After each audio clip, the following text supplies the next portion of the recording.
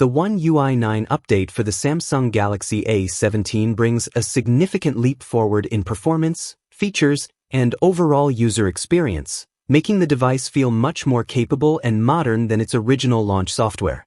With this update, Samsung refines the interface to be smoother and more responsive, thanks to better memory management and system optimizations that reduce lag and improve app launch speeds. One UI 9 introduces a fresh visual design with cleaner layouts, updated icons, and enhanced animations that make navigation more intuitive and enjoyable.